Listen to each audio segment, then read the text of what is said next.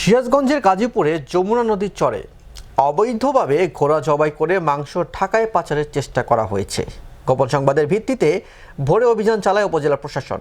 এই সময় ঘোড়ার মাংস পরিবহনকারী গাড়ি চালক সহ দুজনকে আটক করা হয়। ভ্রাম্যমাণ আদালত তাদের বিরুদ্ধে জরিমানা আরোপ করেছেন। জলিল রহমান জনির রিপোর্ট।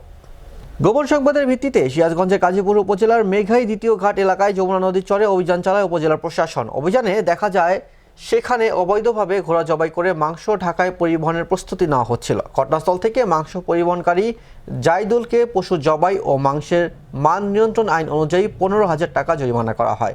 এছাড়া মাংস পরিবহনে ব্যবহৃত গাড়ির চালক মোহাম্মদ তারেককে 10,000 টাকা অর্থদণ্ড প্রদান করে ভ্রাম্যমাণ আদালত। মোবাইল কোর্ট পরিচালনা করেন গাজীপুর উপজেলার নির্বাহী কর্মকর্তা মোহাম্মদ মোস্তাফিজুর রহমান। অভিযানে উপস্থিত ছিলেন উপজেলার প্রাণী সম্পদ কর্মকর্তা ডক্টর দিদারুল আহসান। উপজেলার প্রশাসন জানিয়েছেন, জনস্বাস্থ্য সুরক্ষা ও আইন শৃঙ্খলা বজায় রাখতে অবৈধ পশু জবাই ও মাংস পরিবহনের বিরুদ্ধে এই ধরনের অভিযান অব্যাহত থাকবে।